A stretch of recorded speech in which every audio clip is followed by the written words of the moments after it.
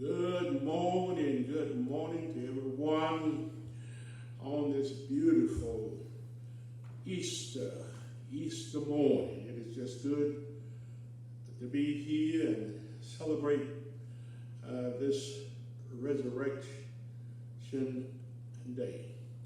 I want to be brief on today as a short message is found in the Gospel of our Lord as recorded by St. Matthew's 28th chapter and verse 7.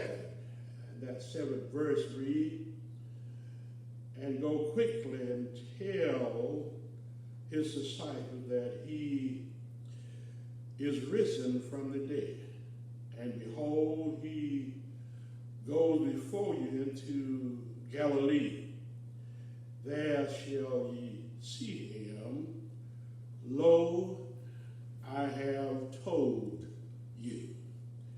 I want to speak to you briefly this morning from this subject, why Easter? Why Easter? Today is the time when the world has his greatest celebration. It is said that more people go to church on Easter Sunday than any other day in the year.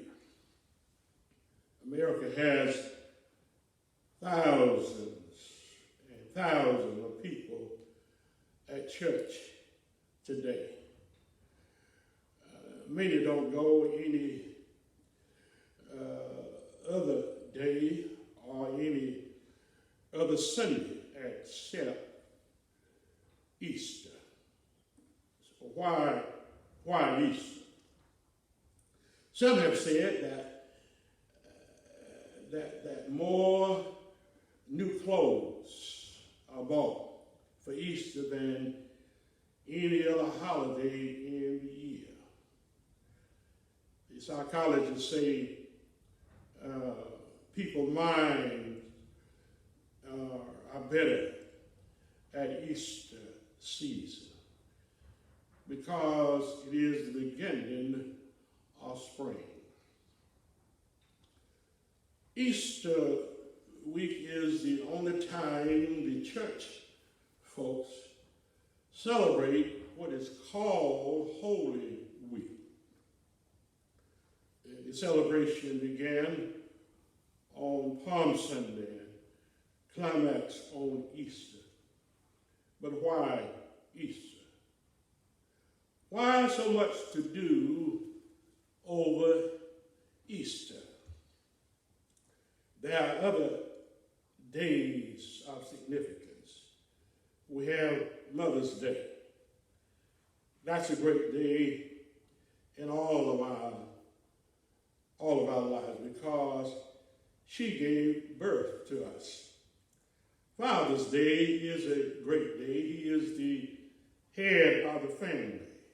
Abraham was called the father of the human family. So Father's Day is an important day.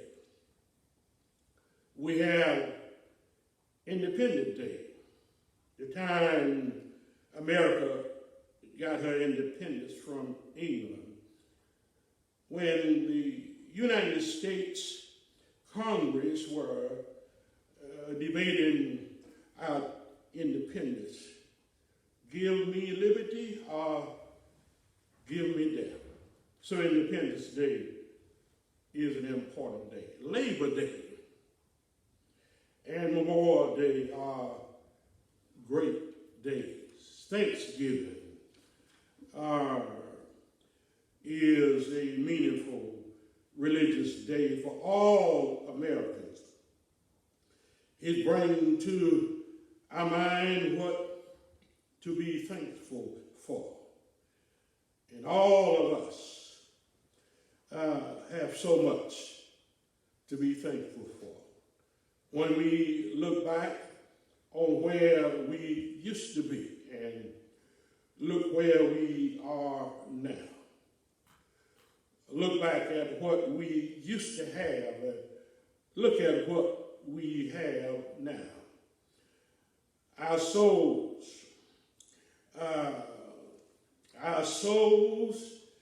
take time to say, thank you, Jesus, while we humble ourselves and say, thank you, Jesus, for you brought me from a mighty long way.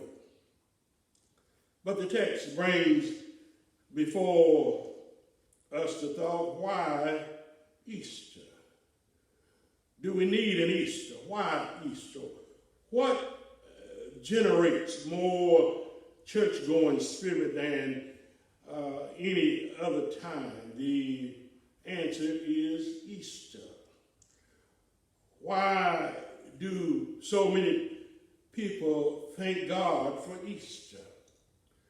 What motivates one to stop every now and then and say, I'm going to church on Easter Sunday?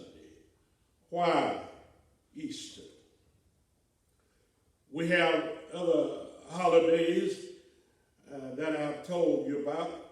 Why does Easter stand out beyond and above the other days? But there is another day that is also memorable, Christmas.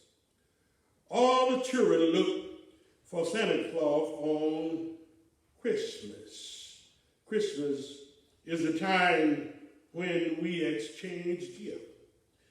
We cook and get big dinners and on Christmas.